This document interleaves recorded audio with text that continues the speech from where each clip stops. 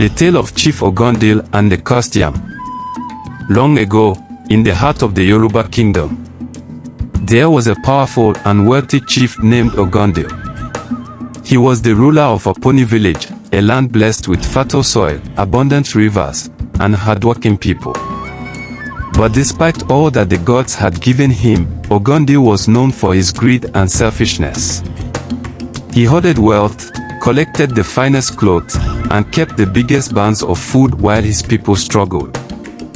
If a poor farmer came to him for help, he would scoff and say, "Did the gods give me hands so I could feed another man?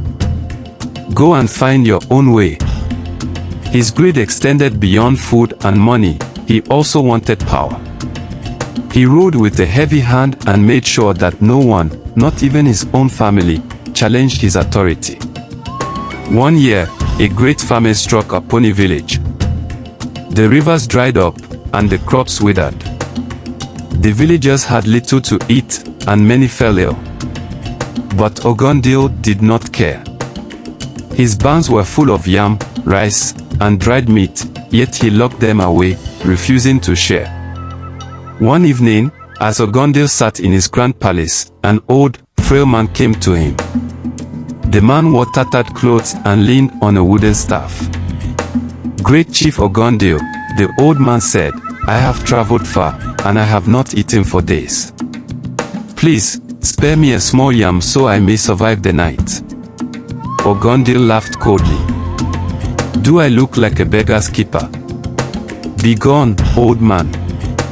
My food is for my household alone." The old man sighed. "Ogundele, you have forgotten that a chief is nothing without his people. Beware, for your greed will bring you misfortune." With that, the old man turned and walked away, disappearing into the night like a shadow. The next morning, Ogundele ordered his servants to bring him food. His table was filled with roasted goat, pounded yam, and palm wine. As he picked up a large, delicious yam to eat, something strange happened. The moment he took a bite, his stomach twisted in pain. He gasped and dropped the yam, but it was too late.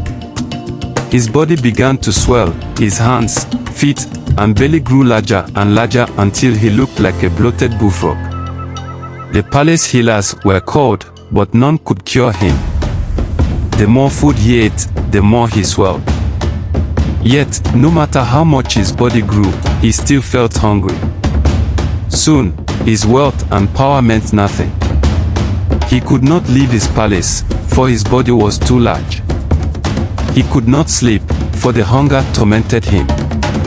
His servants, seeing his suffering, slowly abandoned him.